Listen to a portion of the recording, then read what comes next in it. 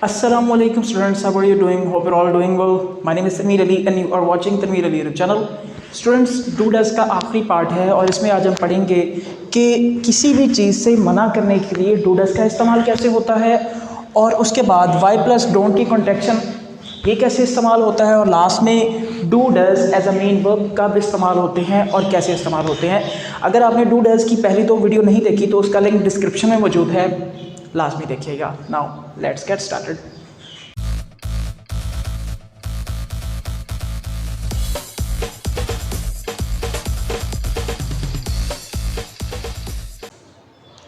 Students, पहले देखते हैं किसी भी चीज़ से मना करने के लिए हम डू डज का इस्तेमाल कैसे करते हैं। एग्जाम्पल देखें ज़रा। डोंट स्पीक लाउड, ऊंचा मत बोलो। देन डोंट हेल्प हर, उसकी मदद मत करो। डोंट टेल अ लाई, झूठ मत बोलो।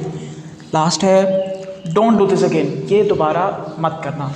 अब इसमें जो आपने बात ज़हन में रखनी है वो क्या है, वो ये है कि डोंट के साथ डोंट जो है डू नॉट की कॉन्ट्रैक्शन है, और इसमें हमेशा हम फर्स्ट फॉर्म ऑफ वर्ब का इस्तेमाल करेंगे। हमारे पास 3 हेल्पिंग वर्ब ऐसे होते हैं जिनके साथ हम हमेशा ही फर्स्ट फॉर्म ऑफ वर्ब का इस्तेमाल करेंगे। नंबर 1 डू, देन डज, और लास्ट में डिड। डू डज और डिड के साथ हमेशा फर्स्ट फॉर्म आएगी, इसके अलावा कोई और फॉर्म ऑफ वर्ब नहीं आएगी। इज दैट क्लियर और नॉट? ये जी। तो स्टूडेंट्स, नेक्स्ट देखते हैं वाई प्लस डोंट की कॉन्ट्रैक्शन। इसका मतलब होता है क्यों नहीं करते। एग्जाम्पल देखें ज़रा। Y don't you teach them, आप उन्हें पढ़ाते क्यों नहीं हो। वाई डजंट ही प्ले, वो खेलता क्यों नहीं है। Why doesn't she cook food, वो खाना क्यों नहीं बनाती है। नेक्स्ट है why don't you sit there, आप वहाँ बैठते क्यों नहीं हो। लास्ट एग्जाम्पल है why don't you join us, आप हमें ज्वाइन क्यों नहीं करते हो।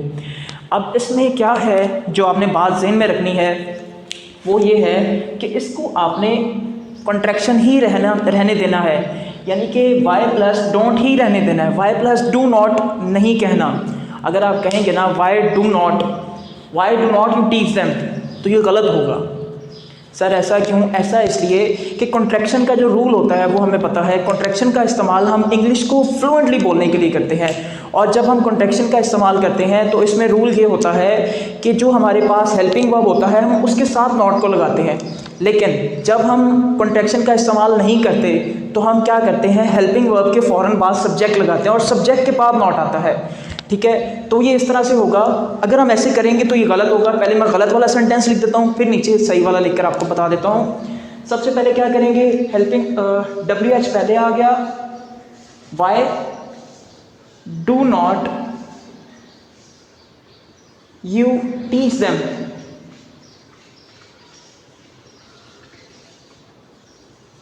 अब ये गलत है। ऐसा क्यों? ऐसा इसलिए कि इसमें क्या है, यू जो है वो पहले आएगा नॉट से। ये इस तरह से होगा Y do you not teach them. Is that clear और नॉट? नेक्स्ट देखें जरा। वाई डजंट ही प्ले, वो खेलता क्यों नहीं है। अब इसमें भी हम वाई डज नॉट नहीं करेंगे। अगर हमने कॉन्ट्रैक्शन के बगैर लिखना है तो फिर कैसे लिखेंगे, फिर ऐसे लिखेंगे why does he not play, वो खेलता क्यों नहीं है। अब थर्ड वाला देखें जरा। Why doesn't she cook food, वो खाना क्यों नहीं बनाती है। अब अगर हमने डजंट का इस्तेमाल नहीं करना, डजंट की कॉन्ट्रैक्शन इस्तेमाल नहीं करनी, तो फिर क्या करेंगे, why does not she cook food, ये गलत होगा। फिर क्या करेंगे, why does she not cook food, वो खाना क्यों नहीं बनाती, सब्जेक्ट को पहले लाएंगे। नेक्स्ट एग्जाम्पल देखें जरा। Why don't you sit there, आप वहाँ बैठते क्यों नहीं हो। अब अगर हमने डोंट की कॉन्ट्रैक्शन इस्तेमाल नहीं करनी तो फिर क्या करेंगे, why do you not sit there, आप वहाँ बैठते क्यों नहीं हो। सब्जेक्ट को नॉट से पहले लाएंगे और नॉट बाद में आएगा। Then why don't you join us, आप हमें ज्वाइन क्यों नहीं करते हो। अब इसमें भी अगर हम कॉन्ट्रैक्शन का इस्तेमाल नहीं करना चाहते तो फिर क्या करेंगे, सब्जेक्ट को पहले लाएंगे नॉट से। फिर क्या हो जाएगा, Y do you not join us, आप हमें ज्वाइन क्यों नहीं करते हो। सिंपल था। अगर आपका फिर भी कोई भी सवाल है इसमें तो आप कमेंट सेशन में लास्ट में पूछेगा। अब देखते हैं इसका last use. Students, do does का आखिरी यूज़ है हमारे पास do does as a helping verb भी आते हैं और एज अ मेन वर्ब भी यूज़ होते हैं।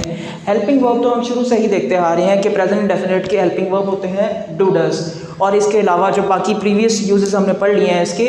लेकिन अब डू डज हमारे पास मेन वर्ब असल काम के तौर पर भी आते हैं, यानी जो मेन वर्ब होता है ना, जो असल काम होता है करना, करने के तौर पर भी डू डज आते हैं। एग्जाम्पल देखें ज़रा, you do not do this, तुम ये नहीं करते हो। अब यहाँ पर 2 दफ़ा डू आ गया है।